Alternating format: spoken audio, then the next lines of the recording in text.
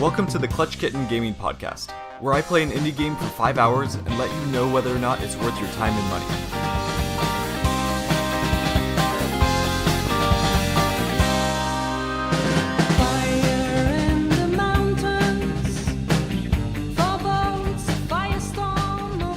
Hello and welcome everyone. This is James, also known as Clutch Kitten, and I am so excited because today I am joined by my good friend Dennis, who's also known as Strillivanilli. Dennis, welcome to the show. How are you doing this morning? Hello, James. Good morning to you. Thanks very much for having me. I'm at least as stoked as you, and I'm doing very well. Good.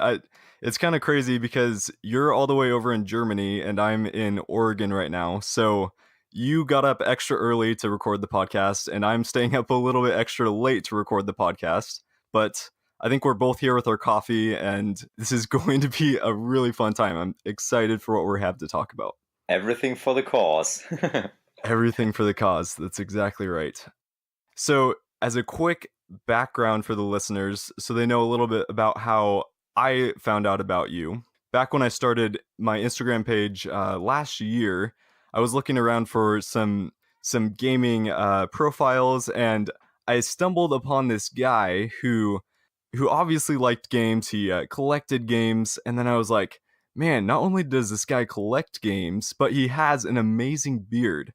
And then I went even further. I was like, not only does this guy have an amazing beard and collect games, but he has his own podcast about games. And Dennis decided he wanted to come on the podcast, and so here we are, and I'm so excited because Dennis is a podcaster and gamer and has an amazing beard. So here we are. So those are the criteria for people to come on your show. I see. Well, I do meet these criteria, so I'm happy to be here. Well, those aren't all the criteria. I have quite a few others, but I mean, you made the main ones, so it worked out. Yeah, I mean, it's I don't know, it's kind of a given. As I found out about your podcast, I was already quite into the Instagram thing, and met a lot of people there. So I was at that point in time, I was a little bit more, I don't know how to say that. I didn't follow everybody I met because I already followed so many people, and you know how your feed clogs up with posts and you don't see the posts from the people that you actually want to see. So I always try to keep my followings a little bit cleaner, and sometimes I like unfollow people just because the accounts are old and they don't post things anymore, and so they don't mess up with my algorithm or whatever. And when I met you, I was like, okay, let's check this guy out first. And your pictures were cool, and your actually, I think the first thing that when I saw your account, when I thought, oh, I have to follow this guy, was one specific selfie that you posted. I have to look it up again. I think an outdoorsy one, and you hold something in your hand, and you have your signature James klutchkittengaming smile on your face. And I thought, that dude looks like he's a lot of fun. And then I just found out about your podcast, started listening to the show, and fell in love with it because I listen to every single episode the day it releases. And well, usually when I have the time, but yeah. And it's just one of my main sources of indie game reviews. So I learned about many games that I haven't heard about before from your show, and I just love listening to your podcast, and I'm very glad I'm here. So it's a perfect match. Yeah, thanks, man. I've learned about so many games from you as well. It's always awesome because you usually give me feedback on the episodes or tell me how you thought of the game or if you haven't played it yet. And then you've actually told me about a lot of the games, including Gree. All right. Obviously, tons of people were posting about it like a week or two after, but I definitely heard about that first from you, and that was kind of what sparked my interest in that game. So I'm so glad that you're here today. I was thinking, instead of me saying a bunch of things I know about you, like your beard and what you collect for gaming, how do you feel about going through just a few questions, just so myself and our listeners can kind of learn a little bit more about you? Sure, shoot. So the first question I had for you is kind of more general, but I figured it would be a good kind of broad overview of who Dennis is. So the question is, who are you today? Right. Well, my name's Dennis. We've established that. I'm a gamer and I've got an awesome beard. Okay, ground rules. Boom. Apart from that, boom. Apart from that, I'm from the year 1983, so I'm 35 years old now, and I have been a gamer for basically all my life. Um, I've got a wife. I've got a kid. He was born last December, so it's really fresh still, and I couldn't be more happy. And well, I work in the games industry as a project manager, more or less. I'm a Okay. producer, and I worked on a couple of titles already, and I've started in the games industry like years ago. Can you tell us a little bit about that? Because that's super fascinating. Being able to talk with someone who's actually in the industry. Right. Well, during my studies, I didn't study anything game related. I studied German and English language and literature. But during my studies, I needed like a side job and to make some money. And I applied at Ubisoft Blue Byte in Düsseldorf for a tester position at the quality assurance department. So I got accepted and I worked on a couple titles as a tester, meaning I played the games all day long and entered bugs into our database, and the programmers and graphic guys and artists, they had to check out the bugs that I entered and had to iron them out of the game. And after that, the game design department took me in and said, "Yeah, let's have you help out in the game design. I think you would be good at that." So then I got into game design. At some point, I quit there and um, worked as a game design teacher, actually, at a Really? private school here in Cologne. That was mighty fun. That was really, I loved this job because I don't know, the people were so interested, and I'm a Yeah. podcaster. I can't shut my mouth anyways. So why not use this ability to bring knowledge to people? So that was fun. Well, But in what the was it end, like? Oh, sorry. I was gonna say, what was it like going from working as kind of game designer and tester to teaching it? Was that like another obstacle or challenge to kind of overcome in not just doing it but actually teaching it? yes, it's a total paradigm shift because it's you're totally on the other side of the thing. It's I had to not only incorporate game design into a game, but I have to tell people on how this works and why this works and what to do. So, but it was okay because I mean, in university you learn how to speak to people when you hold presentations or something, and it kind of prepared me pretty well for that. So it wasn't too hard for me, although I was super nervous the first day. Yeah, I bet. Oh my gosh, that'd be hard. So from there, kind of where did you go? Then another big change in my life happened when my wife and I opened up a restaurant. So we opened up our own place and worked there for 4 years. And that was kind of super rewarding and fun and challenging and exciting and also super exhausting I'm and sure. stressful. But it was a great time, and I wouldn't want to miss it. We met some amazing people there, and it was for a good thing. It was just making people happy with food. It's a very cool thing to do. What kind of restaurant was this? Well, we didn't specialize in any kind of cuisine because my wife cooks in all styles because she's Hmm. really interested in everything. But the unique selling point was that it was a vegan restaurant and one of the single ones in our area. There aren't many completely vegan places around here, and that was kind of, well, we were at a specific time we were the only vegan restaurant in Duisburg. There was one other, but they closed down, and then we were the only one, and that was pretty cool. When you guys were running that together, were you were you doing the cooking? It sounds like your wife is really passionate about that. Were you also kind of cooking alongside her, or were you managing other aspects of the restaurant? Yeah, I was the guy up front, so I was behind the counter, the basically the barista and the waiter, and kind of the entertainer. I talked to people and made them feel comfortable and put on the records that they liked if I knew their musical taste, Yeah. and stuff like that. So I was like the guy up front when people come in who said, "Dennis, how are you doing?" And that was really fun. I miss that. I miss the contact with the people, because now I'm back in the office and I'm back in the games industry after we sold the place. We sold our restaurant after 4 years of running it because we wanted to start a family, which, as I said, we Mhm. did.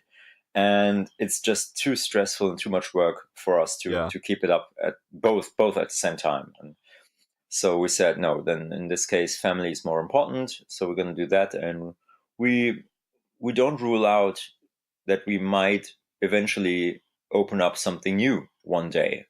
But our son has to be a little older and in school for that to happen, or maybe even like a teenager and going off and about of his own ways, and doing kid stuff, Yeah. uploading videos to TikTok or whatever the kids are going to do.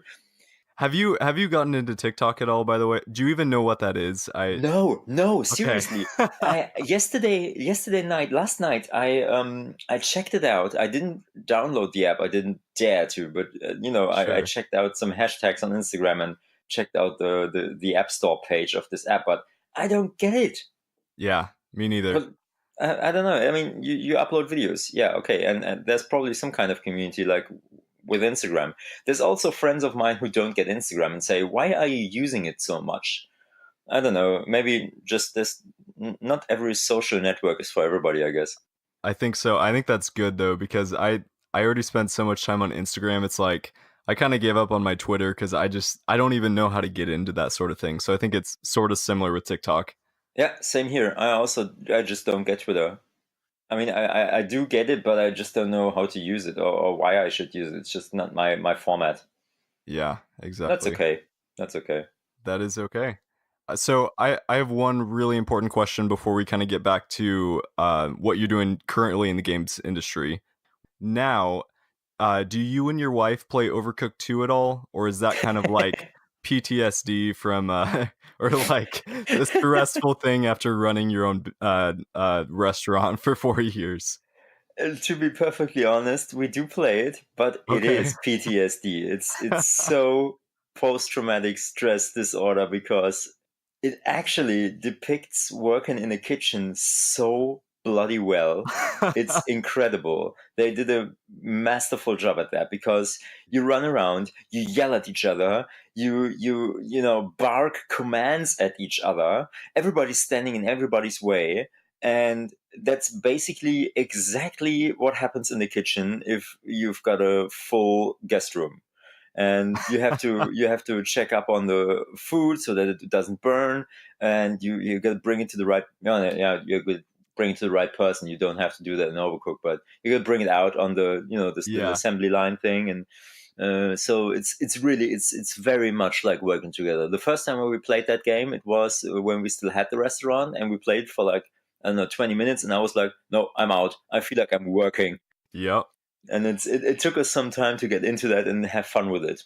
Yeah, my wife and I have played a few times and it's we don't even own a restaurant and it's already stressful just just playing the game because it's like once you get past the first few levels of kind of simplicity and you start adding in all these different aspects of the dishes to make, it just gets insane. But Yes.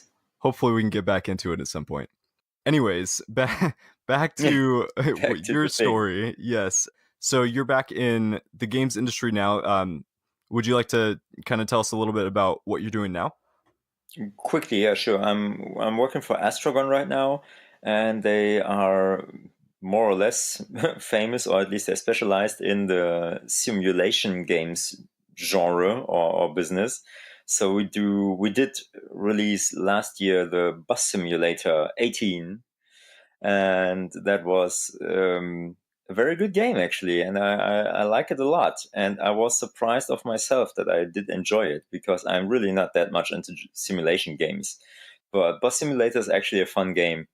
And we did the construction simulator. We release in German territories. We released the farming simulator from Focus and Giants. And Giants made this game. Focus releases it worldwide, but we have the German distribution rights. So we are basically a publisher. We are not a developer, but we have companies who we work with who develop games for us. And so when I was working at Ubisoft Blue Byte, I was working at the developer side, and now I'm working at the publisher side. And it's both interesting. I think I prefer working at the developers because it's just more hands on with the real product. But it's still cool. So far, kind of in your time working in the games industry, what's been one of the most rewarding things you would say, and maybe one of the most kind of difficult things, whether it be in the development or testing or kind of in the project management side? The most difficult thing is to not get, I don't know, to not get insane when you work on a project for 3 years, like in a row, because sometimes games just take a while, to complete. And I think the most rewarding thing is in the end, after that phase, when the game is released and you get your feedback.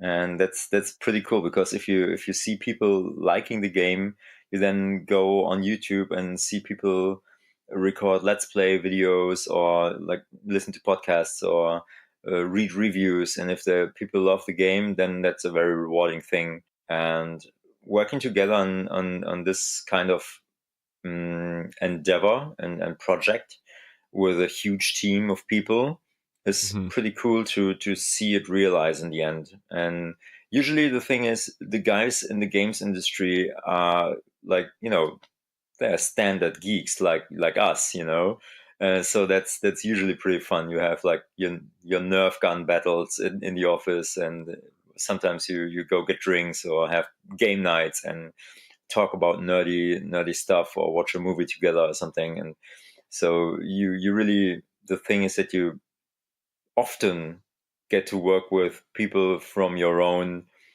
peer group, so to say, if you're Yeah. a gamer. And that's pretty cool. You don't have to try to be somebody else, like as if you were working in a bank or something. Yeah, I understand that. I work in a totally different industry than the whole games, than the hobby I have of games, and video games are something I'm super passionate about. But I totally understand that, because it's like when I go to work, most people there. Luckily, I have a couple people sitting next to me who are also into video games, and I can talk with them about it. But if I didn't have those friends, it was like no one else would be interested in similar things. So I can see how that would be a really, really fun aspect of work and something enjoyable about that. I guess so, yeah. So something I want to do is kind of turn the knob of time back a little bit and look a little bit at where your gaming journey started. So you're obviously heavily involved in the gaming scene and in the gaming industry. So what brought you there? You've been gaming almost your whole life, but what got you into that kind of in the first place? So I think it must have been in the end of the 80s, so like 89 or something, way back. I mean, wow, that's like, Jeez, you're I'm old, old. man. Yeah. And I my mom got the Commodore 64 from a friend. He had like a Commodore 64 left over or whatever. He wanted to get rid of it or want to gift it to me. It was just one day, it was just there. And I specifically remember that I came home from, I don't know, preschool or something like that. I Mhm, must have been like five or six. And I came home, and there was this monitor thing and this computer keyboard attached to it. And on the screen, there was this video game playing. And I haven't had any contact with video games before at that point in time. And of course, I was super baffled and stoked. And I played it for a bit. And of course, it got me it got me right away. And it was only last year when I remembered what kind of game this was, and I remembered a couple of things graphic wise and sound wise. And so then I started researching this specific genre on the C64, on the Commodore 64. And I found on YouTube pretty quickly, actually, a collection of all the, like, somebody made a video with all the shoot 'em up games on the Commodore 64, the best shoot 'em up games on the Commodore. It was a shoot 'em up, and like the fourth or fifth entry in the video was Terra Cresta. And the moment I saw that, I thought, oh my God, this was the game. And I forgot this for like 30 years. I didn't remember the name at all. And like, not even, I think it was something with a T or something. Yeah. I didn't know what it was at all, because as a kid, I didn't care. I just popped in the disc and played. So I found out that it was Terra Cresta. And the moment the music in this video hit, it totally came back to me. That was wow.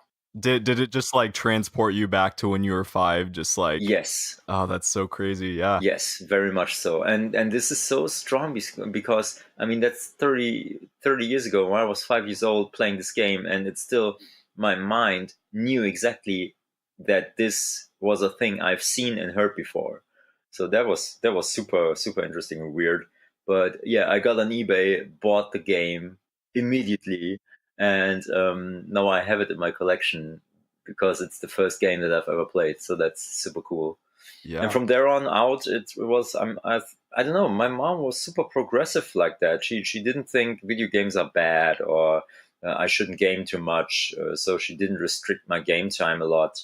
Hmm. She did check up on me regularly, and she also did check what I played. So she didn't let me play everything. She always checked that I played age appropriate things, which I'm very thankful.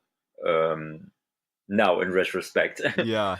But so she always encouraged me, and always like supported me in this hobby. So she bought me my first Nintendo Entertainment System and my first Game Boy and the first Super Nintendo. And from then on out, I bought my own consoles mainly. But yeah, so that was basically the beginning. Do you remember any specific consoles or games kind of growing up that, besides that first one, that just kind of stuck with you or just really turned up that passion for gaming? Yeah, Super Mario Brothers, hands down. It's super basic and one of the obvious things to say, but the first Super Mario Brothers on the NES, that was incredible. And yeah, well, it sparked my love for Nintendo, for Super Mario as a franchise and a character, and also of the jump and run genre. So something I've been curious about is you obviously have a huge collection. You post quite a bit on Instagram of different games that you have in your collection. What kind of sparked that? I guess what sparked you collecting games, and what specific games are you interested in collecting, I guess? Yeah, that's a tough one. I wish I would be the kind of guy who could say, yeah, only collecting survival horror games, or I only collect, or mainly collect, Japanese shoot 'em ups and beat 'em ups. I've got friends who do that, and they have very specific and neat collections because they have their own niche. But I collect everything. It's like I collect all the consoles. I think I'm missing out on one or two of the main consoles, but I have 24 consoles at home, Wow. all hooked up, I guess. And I collect almost every genre apart from sports, strategy, and well, that's basically it. And I don't really enjoy all those, triple A blockbuster games like Assassin's Creed, Call of Duty, Battlefield. I don't play those.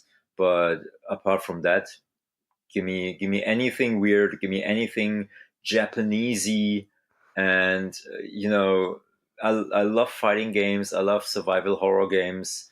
I love story-based games and adventures. So like 3D action adventures, Uncharted, or even more action-based titles like Bayonetta or Devil May Cry, stuff like that. So Near and Near Automata. So all those genres I like. But well, there are some things that I love collecting specifically. So to be answering your question properly, I do collect anything Resident Evil. I'm a huge Resident Evil fan and collect everything that comes with the franchise. I also do like to collect complete in box games for the Nintendo Entertainment System, and I'm also very fond of my Dreamcast. And lately, I've gotten into collecting Mega Drive. I mean, Sega Genesis a bit more. Really? Yeah. Okay. I want to come back to Resident Evil, but what are the two consoles that you don't have, and why do you not have them? You have so many consoles. What? I'm curious. Mm. So I sold my Sega Master System, Okay, I don't know, like 2 years ago because I needed money and I didn't play with it a lot. that's fair. And yeah, well, it is. Of course, it rips a hole into my Sega console collection. But I actually, to be very honest, I don't really miss it that much. Hmm. Probably people want to shank me for that, for this for this statement. But I don't know. It's just I have no, because I grew up being a Nintendo fanboy. I didn't grow up with Sega consoles. Actually, I didn't like Sega at all. I just started collecting Sega games and consoles when I was in university and met a couple people there who were hardcore gamers. And I was like, oh my God, finally I have more gaming friends. And they introduced me to the Dreamcast. And I was like, damn, how did I miss this console? And then even the whole company, you know? And from then on out, I went to flea markets and garage sales and eBay and sold, bought older consoles that I didn't own. And so, yeah, the Master System. And I don't have a 3DO or an Atari Jaguar, but I don't really want those because the libraries aren't that appealing to me. The one single console that I would really like to get is a standard Neo Geo. I do Oh, have a Neo Geo CD, but the regular Neo Geo would be like a very very fine masterpiece to put into the collections. Like if you're a car collector and you buy your first Jaguar or something. I don't know. man, you have such a big collection. That's crazy. How often are you like actually pulling these different consoles out and playing them, or is it kind of like you have specific games for one or two consoles that you'll play every once in a while, but most of them are just sitting on the shelf? Like, how often are you actually playing on these? I mostly play the older consoles when friends are over. I hardly play them alone, which is a pity. But sometimes when I went and bought something, I of course pop it in to see if it works, and then end up having a good night of fun with it. Sometimes I play older games with my wife if she's up to that. Hmm. But usually the older consoles come into play when I have friends over, especially when I have a lot of friends over, because sometimes I do gaming nights and then we are like 10, 12 people or something. And I have a couple of TV sets, smaller ones, and you know, old, the old ones from 80s and 90s, so suitable for each console. I have suitable TV sets, and I just turn everything on, and everybody can use everything. And it's so I turn my game room into an actual arcade because everywhere there's sound, everywhere there's people talking, and that's the most fun part to or the most fun thing to do with my collection: have people over and play everything and see how they play and how they enjoy themselves and join the games for a couple of rounds matches. And so that's, yeah, I love that. And that's basically what I do most with my older collections. The rest is mainly sitting on the shelves. Yeah. That's super cool. Sometimes you see people, and even myself at times, it's like if you collect something, it's easy to feel like you want to just hoard it or keep it to yourself and not share it. But that's cool that like one of your most enjoyable things with your collection is actually having those gaming nights and sharing that with so many other people. That's super cool. Absolutely. So question, have you thought about which console you're wanting to introduce to your son first?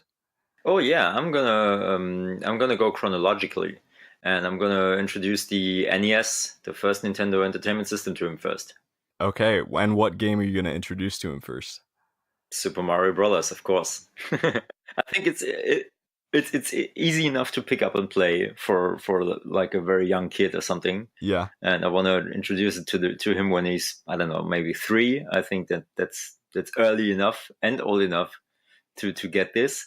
And from then on out, I'm gonna maybe, each year I'm gonna introduce him to another console, and so work our way up chronologically to the current gen at the moment when he's, I don't know, 10 or something, or 12 and stuff, and when he wants his own systems, and then he already grew up with the originals, because I don't want him to say, oh, the graphics are bad or the gameplay is so dusty. I really want him to experience the old stuff first. That's a smart idea to do it that way. That's my cat, by the way. She's being super loud. Is that I'm trying to think of your cat's names. You have Samus and Kane? Yeah, Kanye, yeah, from Nier. Oh, okay. She's a character from the first Nier game, Nice. and that's her. Nice. Well, welcome. We can welcome her to the Welcome podcast too. to the Clutch Kitten Gaming podcast, Kanye. Exactly. We have to have a cat in there somewhere. So we'll actually take it back to what you mentioned about Resident Evil, and this may or may not be their answer, but I'm guessing it is. So I was curious, what's been one of the most influential games or series for you, and kind of how has it changed you as a person or as a gamer? Well, Resident Evil is among those games because it sparked my interest in horror, like in any kind of way, because I haven't been in contact with anything horror before that. Hmm. And so that Resident Evil really made me get interested in the horror genre. So that was pretty cool. But there are a couple of others, of course. I think the classic Super Nintendo action RPGs like Secret of Mana or Secret of Evermore. I'm sorry, I'm stopping in between the sentences because my cat is being just, she just pulls out things out of the shelves, and she's just loud and wants attention. But I don't have a cat toy with me here. You're okay.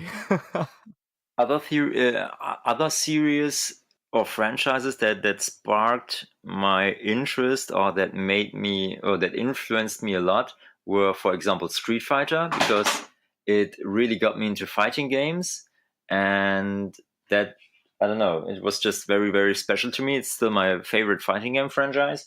Apart from that, I don't know. I think every game that's been the first one in its specific genre probably was the one that influenced me the most.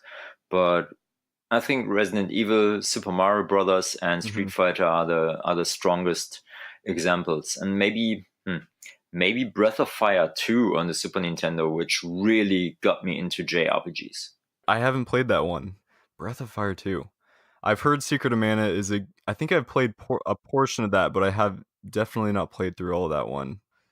You're like touching on all these well, at least two genres that I have definitely not gotten into quite as much, because I'm not a super big horror game person, and I did the Little Nightmares, and that I was like freaking out playing that game, and that was probably just like child's play to you. So like I've thought about getting into some of the Resident Evils, but I haven't touched any of those, I don't think, because the horror genre just scares me. And then the fighting genre, I've gotten into like Super Smash Bros, but besides playing kind of at arcades just for fun, I've never found a way to I don't know, I guess be good at fighting games. And I totally get what you're saying, because there are genres I'm also really not good at, which, to be fair, I'm not really good at fighting games either. I just love playing them. But I'm like super bad at the recently very famous roguelike genre. I'm super bad at Dark Souls and Bloodborne and games like that. Even the more, I don't know, or the less complex ones like Dead Cells or something, Mhm. I'm super bad at those. But I still really enjoy them because they're kind of really incorporating many game design elements that I enjoy, but I just suck at them. So yeah, I hear you. I guess that leads into our next question about like what are some of the most important aspects to games for you, and kind of why are those important to you? I'm really as I as I'm a very story driven person. I like movies and books with very appealing and exciting stories. That's the same for me with games. I like games with a very well told story.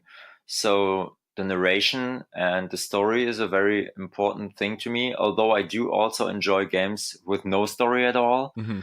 But then, of course, it totally depends on gameplay mechanics and features. So the game design is really important.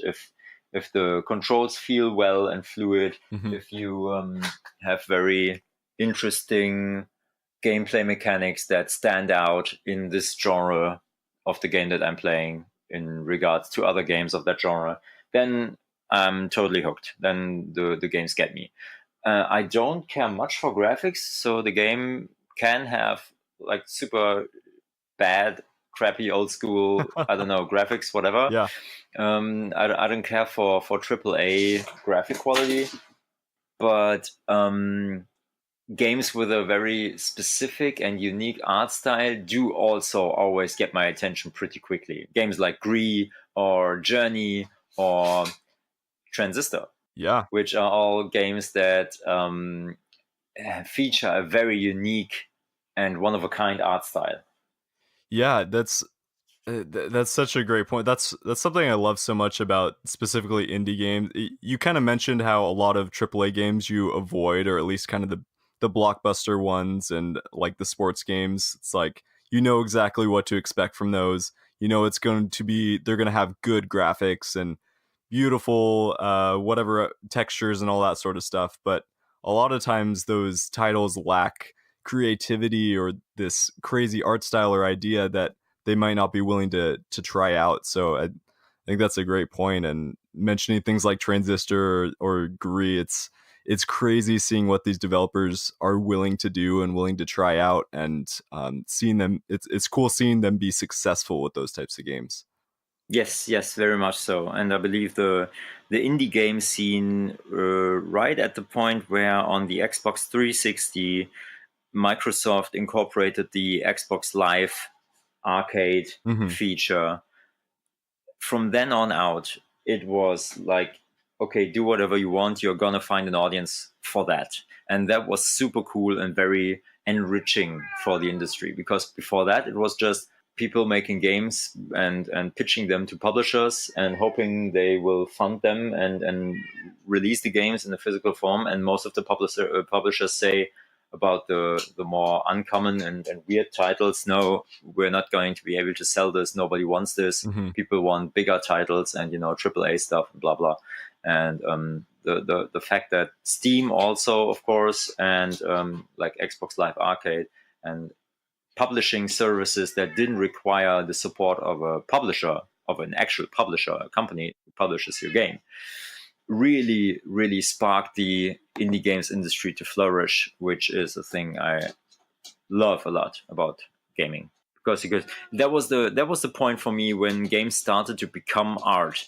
Games didn't follow a certain um, blueprint to be successful, but they could do whatever they want. They could represent whatever they want. These days, there are so many games who deal with very disturbing topics or taboo topics like depression or abuse or things like that. And they try to cope with this and they become a coping mechanism or a coping medium for these kinds of things. And I think that's a wonderful thing if that makes, if that helps people to deal with issues or to just make people aware of things. So games are maturing these days a lot. Yeah, absolutely. I found that especially just going through so many different indie games. I mean, Gree again is such a great example of that, where it's like not only I mean the mechanical play of Gree isn't anything crazy or complex, but it's definitely pushing into that whole art sphere and also pushing into kind of the emotional aspect or some very human things that we can all relate to, or a lot of people can relate to, where it's like this is a story about a girl who's going through difficulties and we don't know exactly what it is, but it's kind of an emotional journey that you can go on with her. And it's cool seeing how those things can be incorporated into games nowadays. And it's not that games just have to be about entertainment. Games can be ways to deal with actual issues or experience art in a more in a way where you can actually be involved and you're not just looking at a picture or something like that. So I'm totally with you there. Right. So now that we've talked about some of the aspects of games that you really enjoy, that are interesting to you, the narrative, the art, a lot of those things, I was wanting you to create your dream mashup game. And this is very serious because once you decide all of these things, we are going to go to a developer and try and get. I can't do that. I can't do this seriously. We're definitely going to get this game funded. So I was hoping that you would create your own game, quote unquote, by picking a character, a weapon, a location, and genre. And I think we did this on, or I did this on another kind of interview podcast. So like an example for you, like a character would be like the Doomslayer, weapon, energy sword, location, Skyrim, and then pick a genre to complete your game. So I don't know if you got a chance to think through those things, but I'll give you the floor. I Yeah, I did think about that, and I think it's a super hard question. And although I mean, it's basically a thing where I could go, or a question where I could go wild and just pick the coolest things ever. But for me, it was actually pretty hard to pick one character and one weapon, location, genre. I did think of a couple things that would be interesting to combine, though. Okay. So I think for a character, I don't know, one of my favorite characters ever to play with is the prince from the Katamari universe, the Interesting. like the small guy who pushes the Katamari ball around the world for the King of Cosmos to create more stars. And so I would pick him because he's a very very mm, eager character. He does his job very eagerly, and he's just cute, and you can project anything into him because he doesn't say things. He's a wordless character. I believe as a weapon, and I get to that later, after location and genre.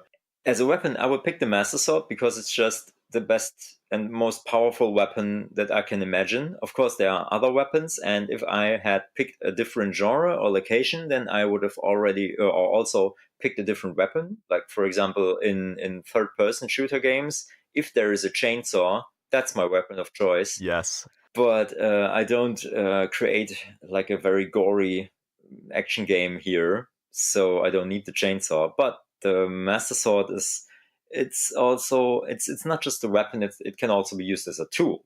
So I think the Master Sword would be a very good pick. The location would be the town in Animal Crossing, like in any Animal Crossing, like Wild World or New Leaf, because that's just the most happy place I can ever imagine to be in. Yeah. And if the prince has the master sword within the Animal Crossing location or universe, he could go and chop down trees like in no time. And he could probably also use it to catch fish or to dig holes. So it will be the ultimate thing to use in the Animal Crossing universe. Um, and well, that brings us to the genre because the location of the Animal Crossing universe doesn't really make up for different genre types.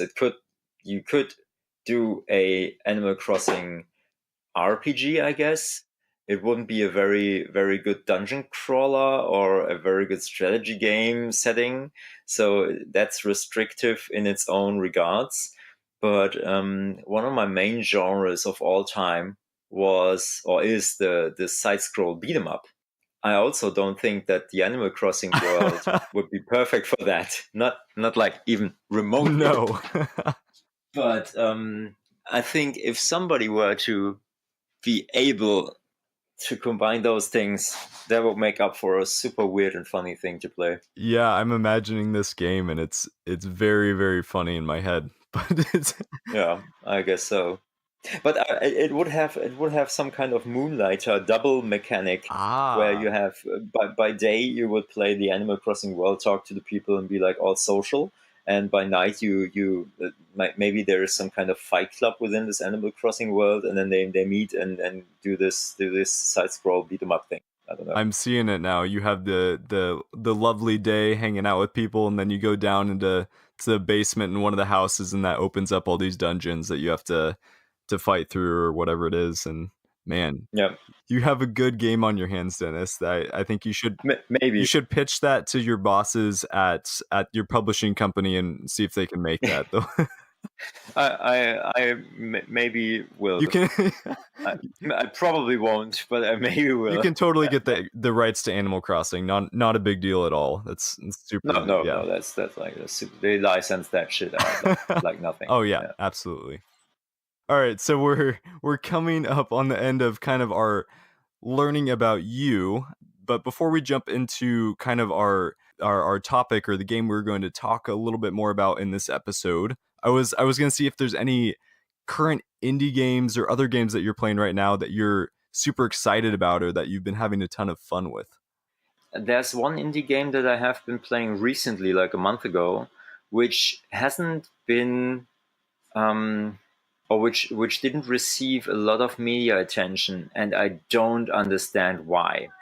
Gameplay wise, it's not like a enlightenment or something, but it's a good game. But what strikes me there is the bravery in the narrative, and I'm talking about My Memory of Us. Oh, yes, I have this. Yeah, yeah. Yeah, and I would urge everybody to play this game because it's a very hmm, I want to say heartwarming, but that doesn't suit the setting and the story because it's a World War II story. Yeah. But it's made with very, very much care, and the developers took a great deal of the developers made a great deal in creating a game that has a story which is very difficult to talk about because it's about death and homicide and war and discrimination, Yeah. and it takes these topics and makes it a game that is comprehensible to anyone. And it made me tear up a couple times, and it made me think, and it made me mad at the fact that this happened in history.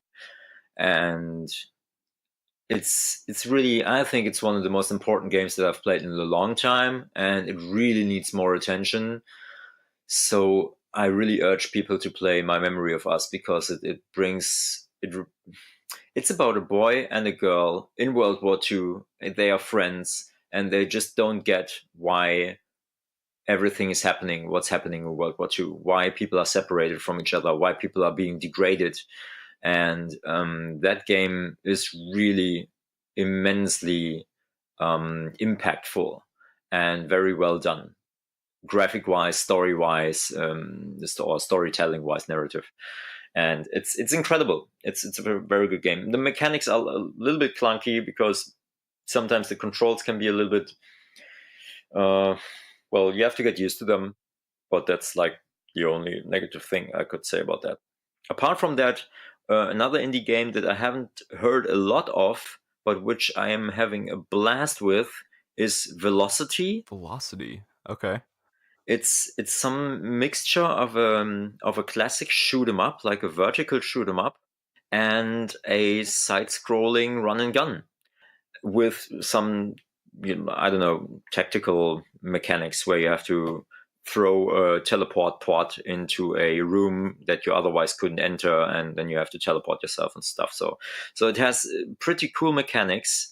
And the thing is, so it switches from the shooting part where you go around shooting enemies like in a regular shoot 'em up, and then you enter stations with your spaceship. You enter a station, then you run around that station, do something, get back into your ship, and go on in the level, because then you like open the door or something. Mm-hmm.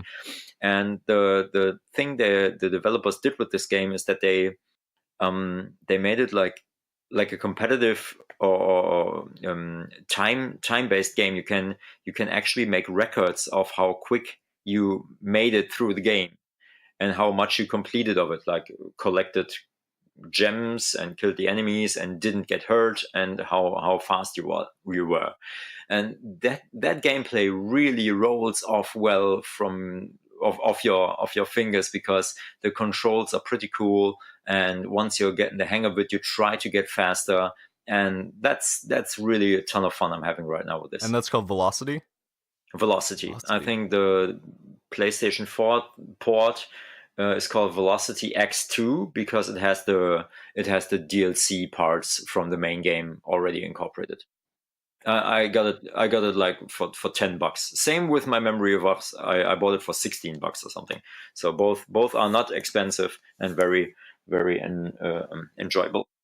Yeah, thanks for bringing those up. I think you actually told me about my Memory of Us as well, and that's on my list for upcoming for the podcast. And I think I picked it up the other week, and I'm super excited to play it, and especially after hearing all your praise for the game as well.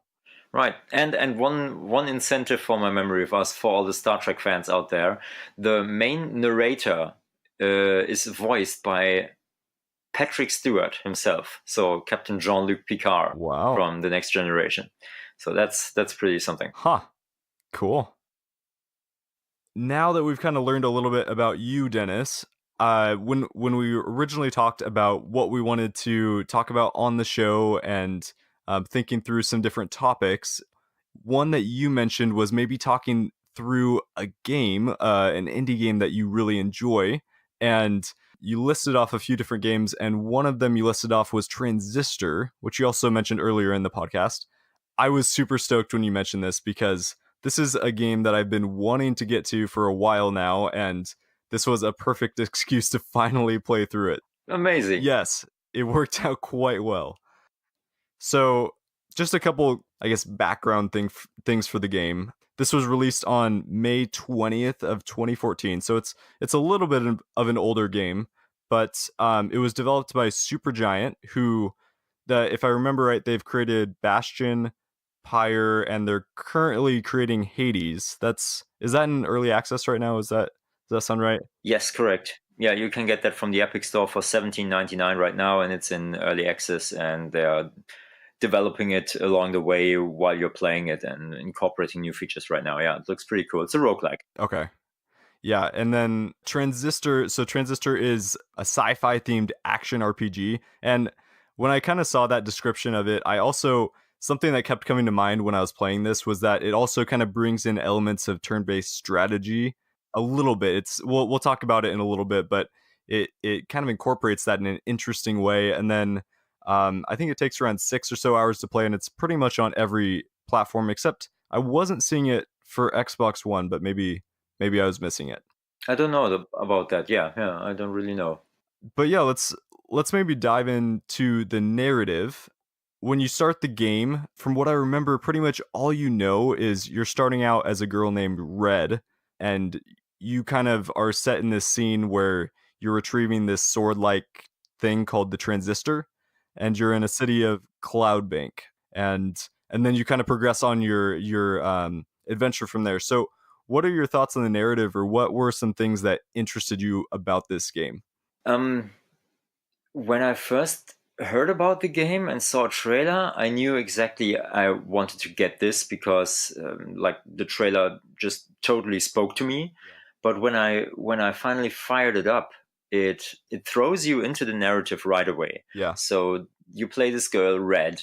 She doesn't speak. She lost her voice in some kind of incident, you don't really know yet. And you start off kneeling down next to a guy with a sword in his chest.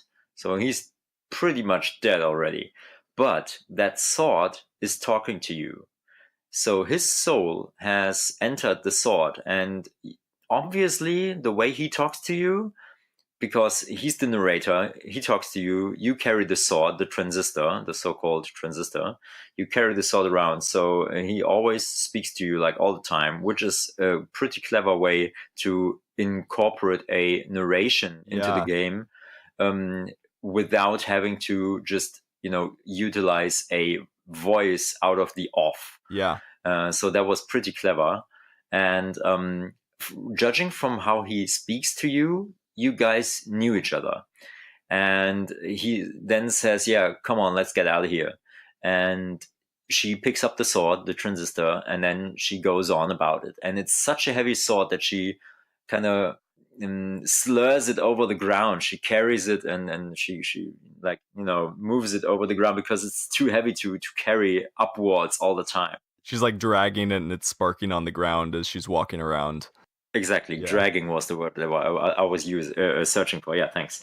Exactly, and it's sparking on the ground, little details, and yeah, and so from then on out, you have to get out of there, and on the way, Transistor guy, the soul that speaks out of the sword to you, reveals a couple more smaller details, but not in an explanatory way, because both of them live in this universe. It's not a narrator; he just talks about things, so you have to pick up and pay attention to what he says and pick up what he says.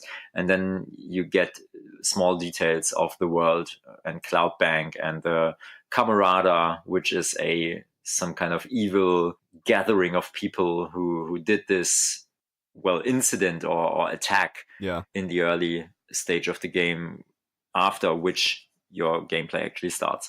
So the narration really got me because it's so unique and so unconventional. It doesn't start with once upon a time there was this character and now you have to do whatever and rescue the princess.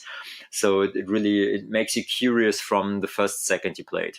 Yeah, I completely agree. It was interesting to me because maybe from the outset looking in, I thought this game was going to be very systems focused. Like, it had a lot of really solid systems in the game, but the narrative was also super, super deep. There was a lot of lore and a lot of story to uncover and look into.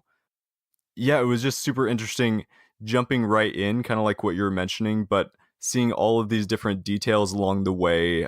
There were different little stations you could go to and see messages popping up, which would kind of add to the lore. You'd hear the transistor talking to you, and then through a variety of other places, you get to learn about other characters in the game, and kind of all of these things combining together made an experience where I didn't have a full grasp on the story until really the end. It was like I knew there was this evil camarada, but it wasn't until the end that I kind of understood the broader picture of what was actually going on, and that was a super interesting narrative design or technique that they kind of incorporated. I completely agree with you.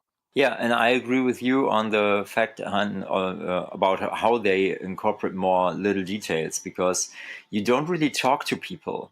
And of course, you also don't talk to the transistor because, Red lost her voice. But there are those information terminals spread out across the cloud bank.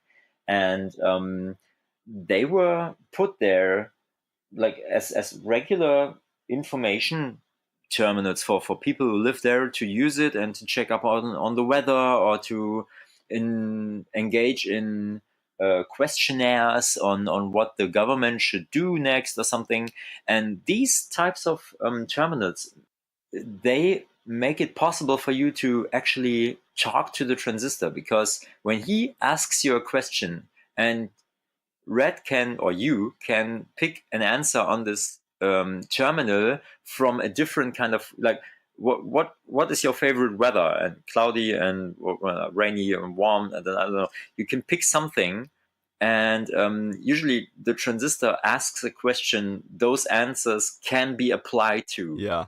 and that's a super clever way for you to be able to actually talk to your partner, to Transistor guy, and without having to pose actual questions or using actual words. So she's a wordless character, but she has an opinion, and that's very interesting, very very clever. Yeah. And yeah, Oh, I was gonna say that's a super interesting point because I wasn't even thinking of it in that way. But the way they used all those different terminals was so interesting because there were those terminals where you kind of have those different choices, and then there were some others where it was like a news terminal, if I kind of understood it right. So the news terminal had this article on what was going on, like, oh, there's lots of people missing from the city or whatever it was, and there's a response area at the bottom, kind of like if you had a blog and you had like a reply section, and Red's able to type in something there. It was very interesting how a lot of the times the way it was designed, she would start typing something in, but then like backspace all the way back and then type something else different in. So you kind of get more of a feel of Red's personality and her opinions through that as well. So that was a super interesting point. Yeah. I agree. And the fact that you don't, there are no cutscenes or mm, no moments in the game where story is forced upon you, apart from the fact that Transistor sometimes just talks, but the game doesn't stop. He just says things. But you can play the game without learning anything about the story if you don't care. But you also can play the game and pick up all those details and read text excerpts that you find and learn more about the game. For example, when you learn new battle mechanics, then you can learn something about the people that created those.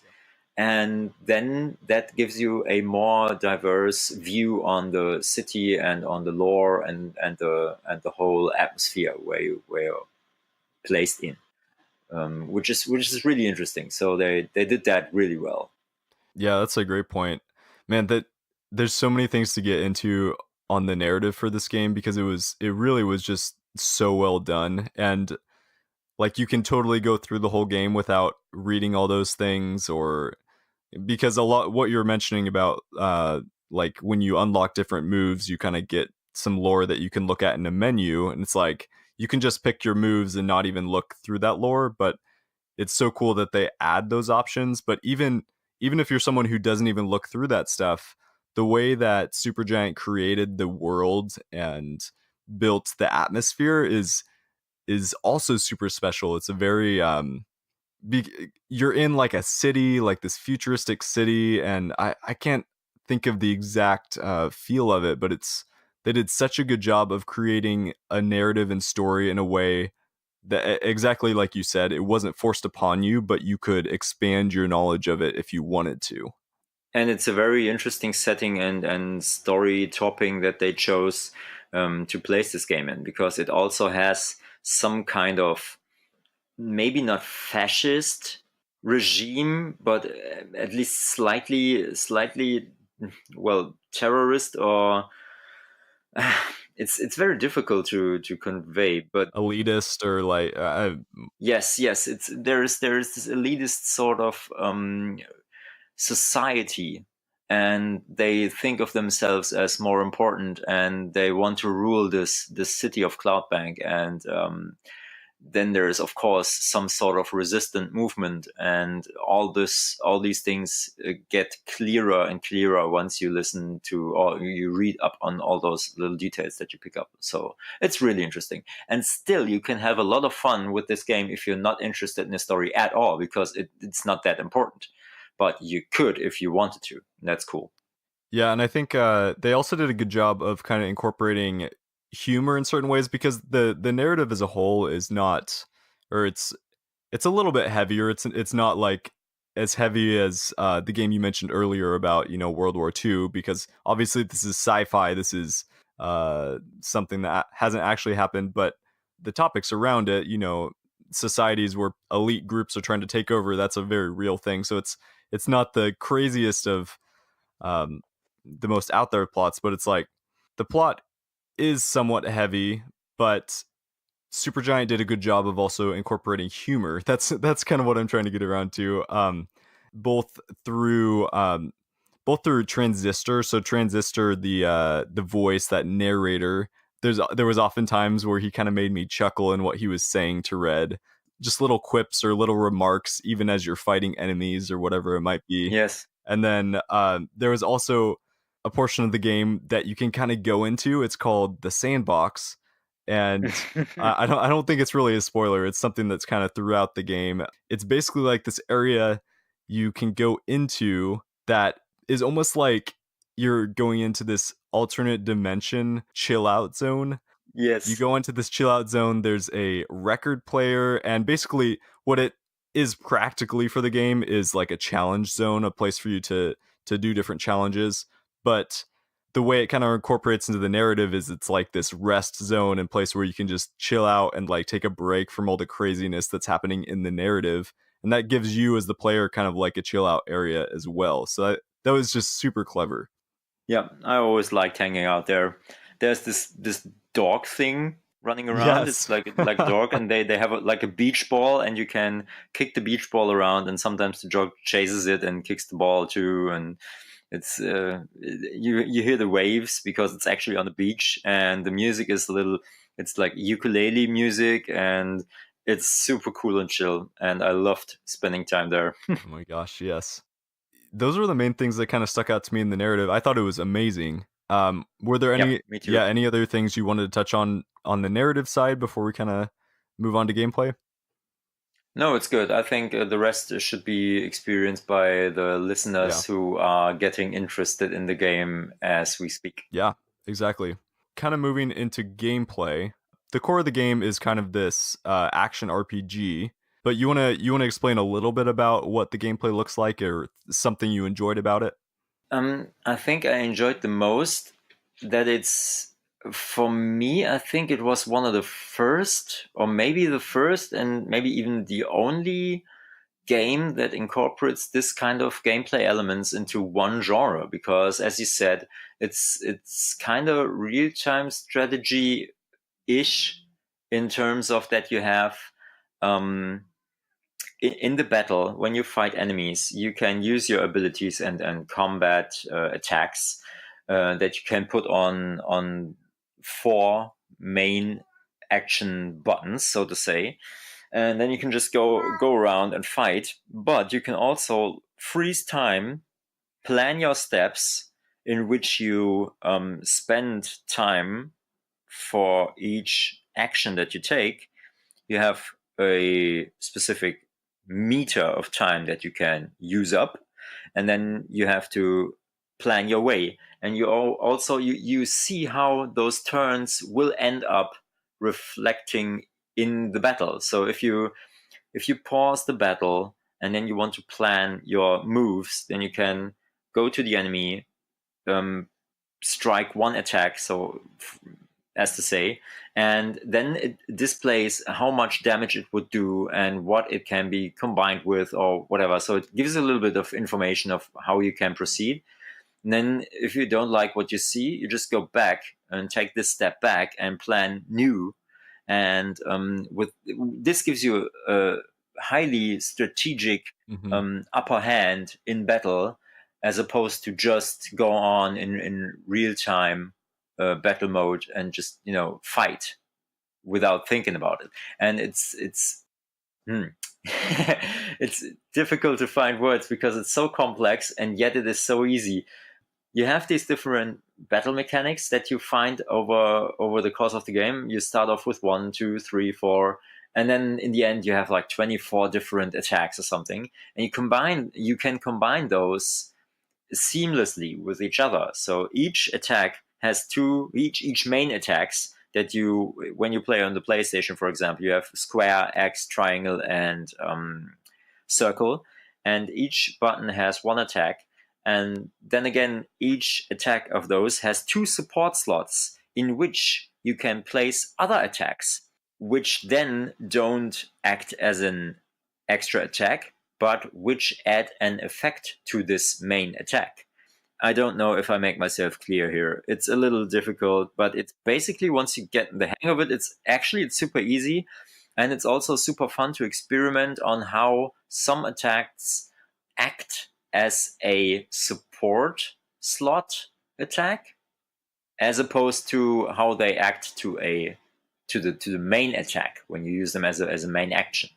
So that's really incredible. And what is the coolest about this is that you have passive attacks, ranged attacks, full on guns blazing, go inside the battle attacks, and you can combine them in different ways. You have manipulative attacks with which you can manipulate the enemies into thinking they're your allies, and then having them fight for you too. And you have features that may spread out the area in which one attack has an effect. So you can combine so many things with each other and create so many different battle styles. You can have a very passive battle style, you can have a very active and upfront battle style, you can have a manipulative battle style where you use distant attacks and make your enemies your allies and have them do the work for you. It's very unique and basically something for everyone, depending on how you prefer to fight in battle. Man, you hit the nail on the head there, and I think you did a good job of explaining what that battle system kind of looks like. It is really just so impressive and complex what they did with it.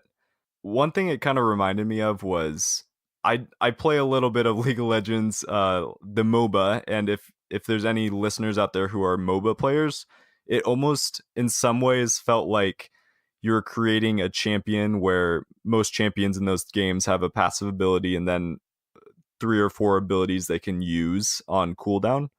And in sort of a similar way, you have like the 24 abilities that you eventually unlock, which you can mix and match to create like your ideal champion with red. So, kind of like what you were saying, if you're someone who wants to kind of tank a lot of hits, you can maybe use one ability to give you a shield and do other like area of attack swings with your sword or whatever it might be. Or if you're someone who maybe is more of like the wizard player, you can like get there's a charm, you can like charm people, shoot out different bolts that are homing missiles or shots that you have to aim. Like there's just so much depth to the battle system in this game, and it was so impressive. Yes. I thought it was just interesting. You touched on like the active, the passive, and secondary.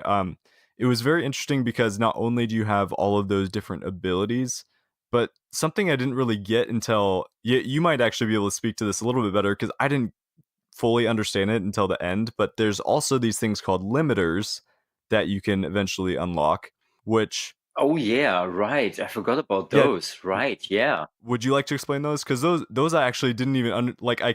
I like clicked them on, but I didn't fully understand what I was actually doing until the end. But Yeah, me neither, to be honest. And to be fair, I only completed Bastion after I played Transistor. And the fact is that those kinds of, or this kind of feature, the limiters, they did already have them in Bastion in a way. The limiters are alternators of the gameplay. They give you like a penalty on things. For example, you enable a limiter where you have less time in your planning phase, or you enable a limiter where the enemies have double or take double the damage, have double the HP, or things like that. Or you cannot use secondary slots, or you cannot do this and that. So they incorporate penalties to your gameplay. But depending on how your gaming and fighting or battle style is, you can still use those because, of course, why would you use them anyway if they only give you penalty? They also give you an upside, so a reward. I can't really remember. Is it more XP mainly, or is it? yeah, Yeah, right. yeah, I believe so. Yeah, And so it's like a percent bonus for XP for killing right, enemies. yeah. Right. Okay. I remembered that correctly. I replayed the game yesterday for a bit. I checked in, but I haven't gotten to the part with the limiters yesterday. So, but yeah, that's exactly it. And I think if you want to max out everything, you really have to crank up those limiters, because otherwise you wouldn't have enough XP for everything to grow and to develop. But for example, I only use like one or two limiters throughout the game, like all the time, because they didn't really affect my kind of gameplay. So that was cool. But if you really wanna get the most out of it, you have to play with more of them. And I think there's even an achievement if you beat a certain boss, or if you beat even the whole game with all limiters enabled, which is like for me not even no, not even close. Thank you very much. I would not touch that ever. But for people who like the challenge, it's probably pretty exciting. Yeah, you like go into your menu to equip all these different abilities, and then there's kind of like a sub menu to get to the limiters, if I remember right. And I think I just would click on any limiters I had. I don't think I ever had a full roster of limiters, but it literally wasn't until today, after I finished the game, that I looked up on the wiki. I was like, I should probably know what these actually do, because I knew there was a like an XP bonus, but I kind of was trying to rush through looking at those, so I realized that there was actually a downside to it, and it kind of reminded me of, I don't know if you've heard of the Outer Worlds coming out later. I think it's later on in this year or next year. Hmm.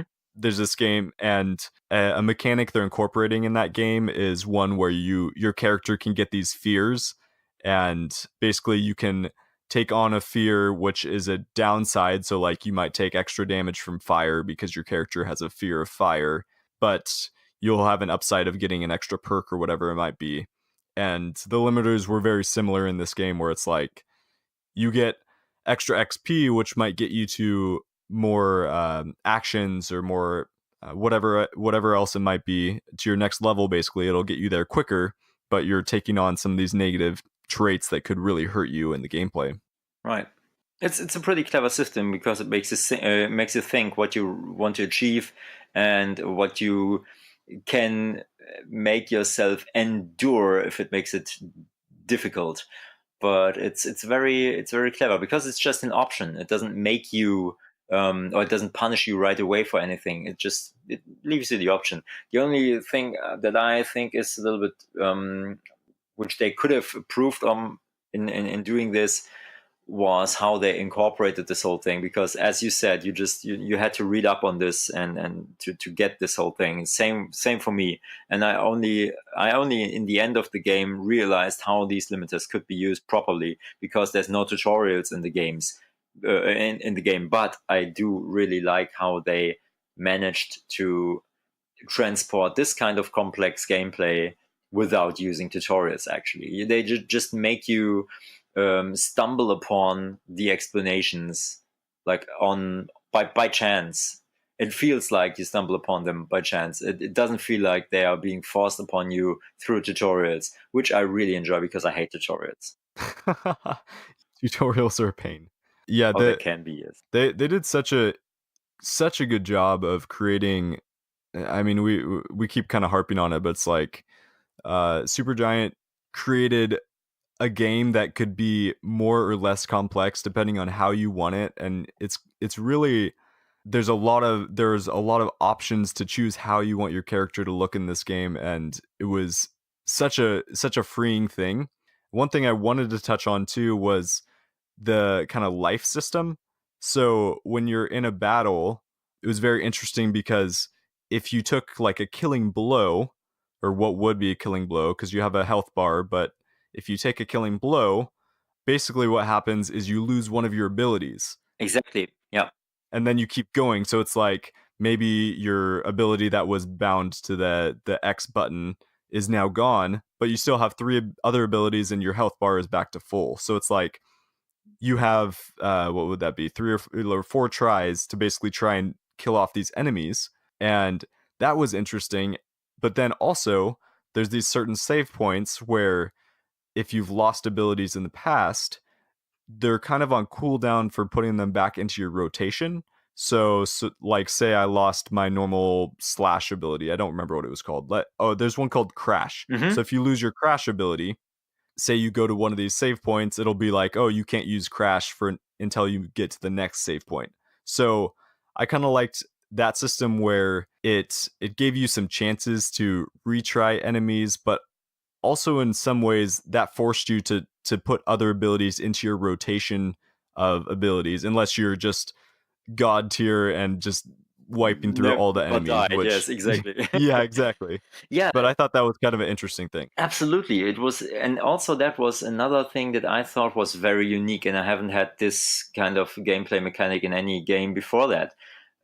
Because it really, as you said, it forced you to deal with all the other abilities and attacks that you have.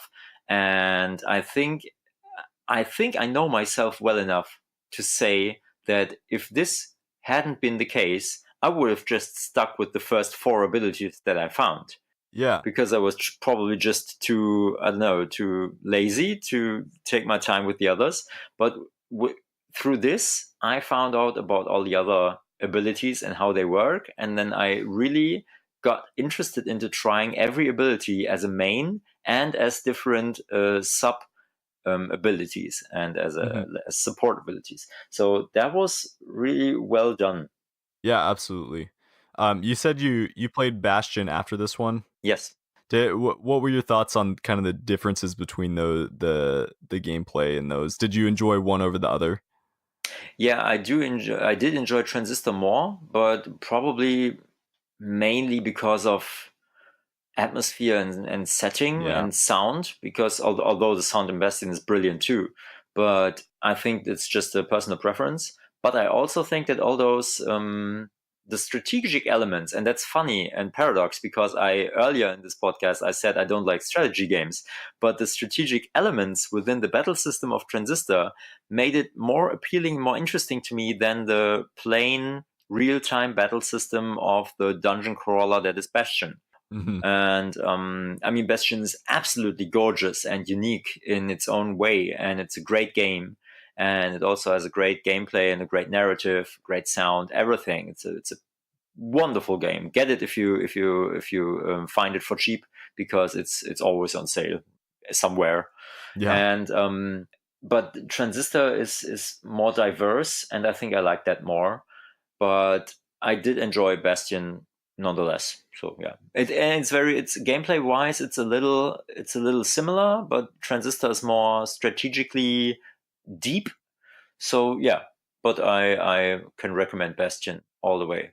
Yeah, I think I completely agree. I haven't played all the way through Bastion, but I agree. I pretty much everything about the atmosphere, and also I loved the strategy portion of Transistor as well. And but it was also nice because the way the mechanics were, I feel, is also very approachable for people who maybe aren't as into strategy games. The Transistor definitely wasn't super difficult. The strategy portion was very accessible and pretty intuitive, I think, Hmm. in the way you play through it. Yeah, I agree. Yeah, let's transition now into maybe the art and sound design. And I'm super interested to hear your thoughts on the sound design, because you're not only are you a game developer, but I know you have a kind of like ear for sound. You're a drummer. So, Hmm. what are some of your thoughts on the sound design in this game? I love and adore and admire the sound design in the Supergiant games, because Darren Korb, who does all the music, writes all the music, plays the music, records it, does everything himself, and and stuff. He also does the sound design. So anything audible in the game comes from his mind, and he's such a humble and like down to earth guy. There is this TED talk he held once a couple of years back, where he spoke about the sound he did in Bastion. I really recommend this TED talk to anybody who's slightly interested in sound or in the Supergiant games. He's a super nice and relatable guy, and his presentation was totally interesting and very easy to listen to, not dry at all, like some other TED Talks are sometimes. And it's super interesting to look behind the curtain and behind the scenes of how he did this. He played some examples and told some stories of what they did during the recording session and so on. I really urge you to search Darren Korb TED Talk on YouTube. It's really cool. And he's a musician, and he's friends with the guy of or the guys of Supergiant Games. And they asked him, "Listen, Darren, do you want to do the soundtrack for our first game, Bastion?" And he said, "Yeah, sure." And then he ended up doing the sound also. And what strikes me there is that he's incredible in combining different styles to go along the art. So when you say let's talk about art and sound design, there's hardly any game that I can think of where art and sound are so combined, so well combined as in the Supergiant games. So Darren, if you listen to this, kudos, hats off. I tip my hat to you. It's absolutely perfect because, like in Bastion, you play this guy. He has a hammer in his hand, and everything is like handmade, and this world is pretty superficial. There are gods that you can pray to, and you build up a new city. You build like houses along the way and stuff, and it's a pretty hands-on thing. And so he made sound that was a mixture of like mechanical soundscapes to make it, to represent this hands-on feeling, but also it had kind of a country folksy feel to it. It's difficult to describe, but he took the art of the game and made sound out of it. It's almost synesthetic. It's incredible. And he did the same thing with Transistor. And when we want to talk about that, we have to first establish how Transistor looks, because that's something that we haven't talked about at all before. And it's such a unique look. You said it's a science fiction setting, but it incorporates this Art Deco or Jugendstil art, Mhm. like from the turn of the century of the 1800s and 1900s. And this kind of golden 20s era art design base that they have, they combined with science fiction art and created this cloud bank city. And it's super pompous and super colorful, but not bright as in Tokyo Shibuya arcade bright. But it's just everything is everything looks like a painting. Like the Yeah. designers of the city were so keen on having the best artists build the city and the best architects and the best decorators. And so it's really it doesn't just look cool, but it's magical. Like my wife doesn't really like RPGs or strategy battle games or anything that is Transistor from a gameplay perspective. She's not really into this kind of game style. And when I started this game, she just couldn't stop watching me play it because it's so beautiful and so enticing. And this kind of old world in a science fiction setting theme, Darren Korb incorporated into his music again. And he described it himself as old world electronic post rock, which is a pretty cool thing to describe his music with, Yeah. because it totally nails it. And yeah, he's brilliant. Listen to the soundtrack, guys. Everybody, please. It's on Spotify and Bandcamp and stuff. It's an incredible soundtrack. It's wonderful. I still need that vinyl from them, from the soundtrack. It's great, and it totally supports the atmosphere of the game and the voice of the Transistor guy, and the sounds of the Camarada and Yeah. the process. The enemies are called the process, and of everybody and everything in this. So it's so wholesome. I could ramble about this like for another hour and just you know talk about how much I love it. That's great. I love how you describe that, and I've been trying to figure out where to, how to put my finger on the art, like what it actually looks like. I think you really described it well. it really is just so beautiful. It's another one of those games that it's like every few moments it's like screenshot Yes, because yes, it's so gorgeous and it's so unique. And I think that's something that Supergiant has done incredibly well. And it's such an interesting studio to me because they have, they have Bastion, Pyre, Transistor, and Hades. And you can, if you look at all of these games, you can definitely see the kind of the through lines of the art, because the art, even though it's different, there's a lot of similarities in how it's done. But what's so interesting to me about Supergiant is they're creating all of these games that are also different genres. It's like they have a lot of similarities in art, but they have Transistor, which has a lot more of these strategy elements, and then Pyre, which is more of a sport, almost like a sports game, if I understand it yes, correctly. yeah, it is. And then there's Hades, which is kind of like a roguelite.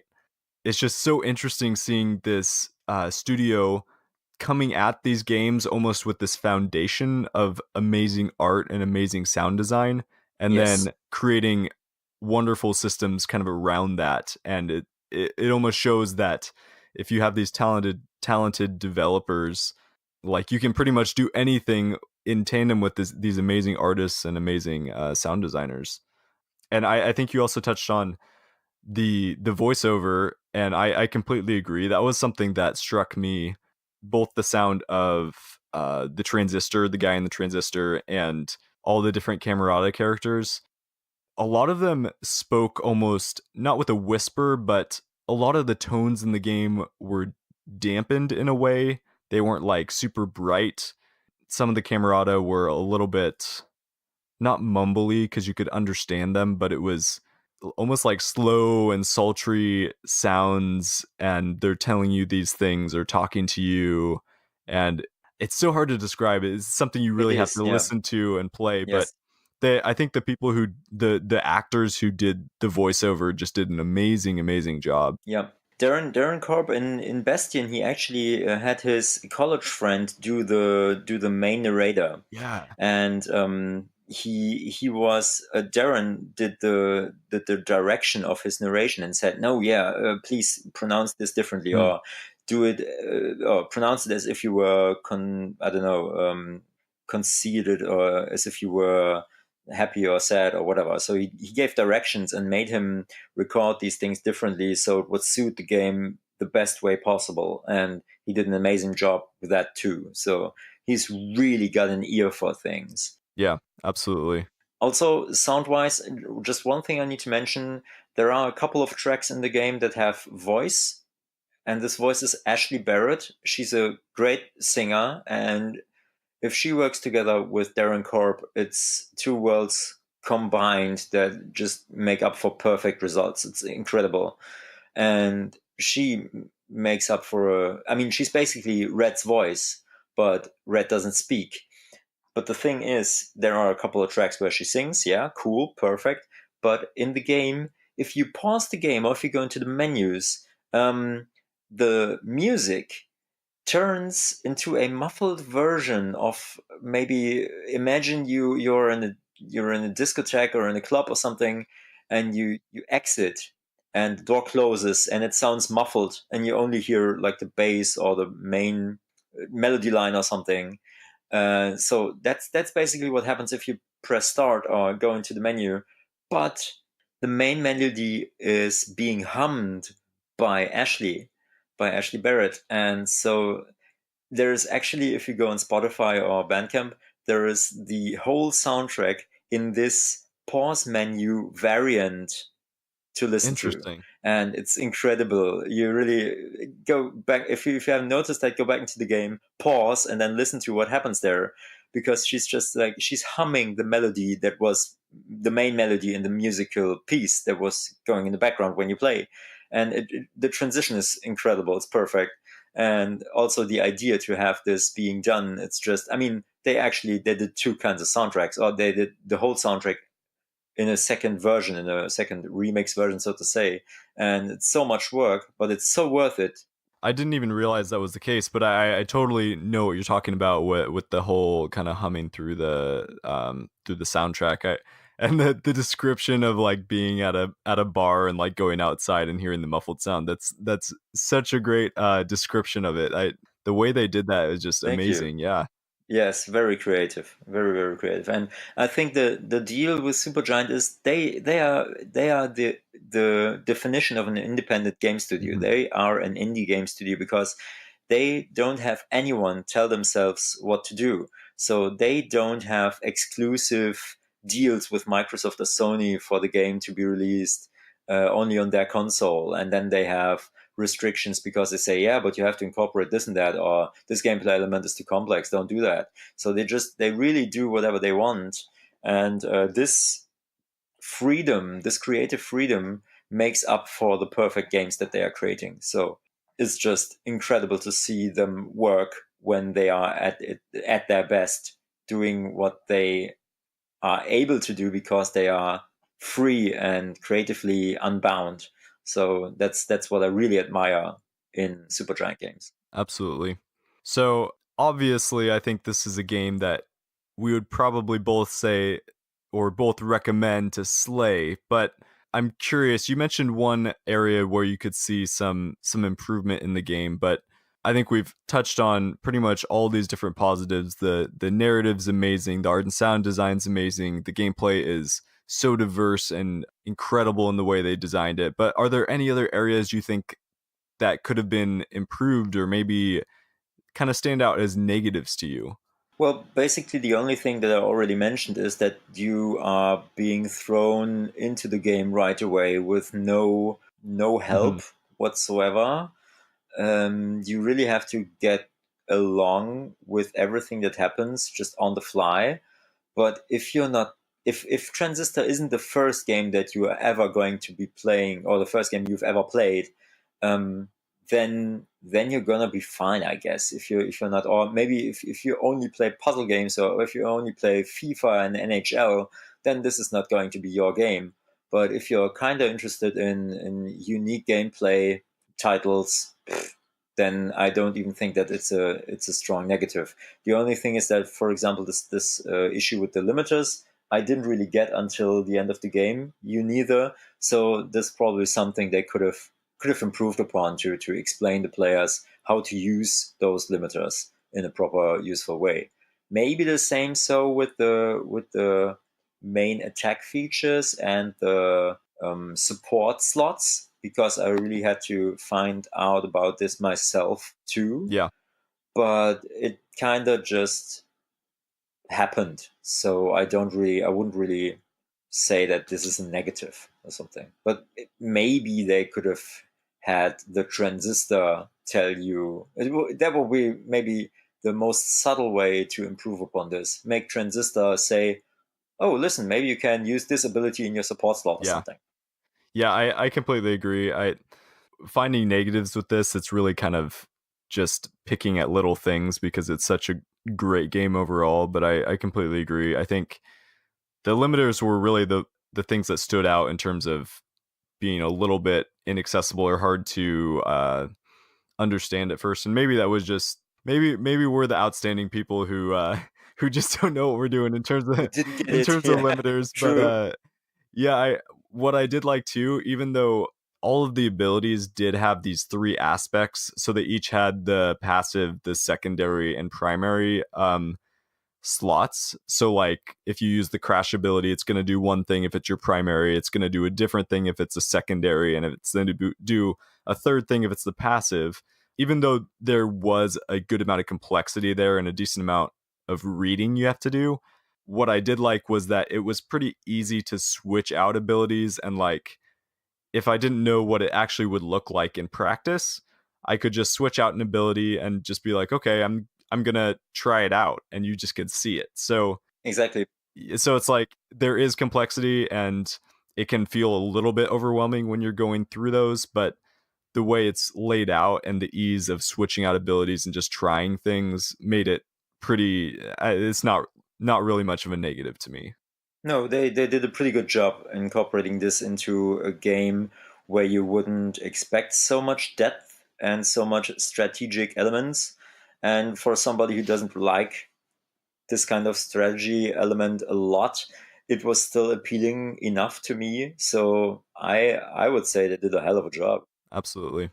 So Dennis, because you're the guest on the show, and you're actually the first guest who has sort of done a review together with me on the show, I should actually let you be the one who gets to tell us what we're going to do with the final boss. So today, Dennis, you should tell us whether we should slay the game and buy it, flee the game and avoid it, or farm up and wait for a sale. What do you think we should do for Transistor? Thank you very much, James, for the honor of picking how we approach the final boss. And of course, if anybody listened to the last 1.5 hours of me rambling and on and about how much I love Transistor, I of course would recommend to slay this game right away, because it's one of the best gaming experiences I've had in my life. I would go so far as to say that.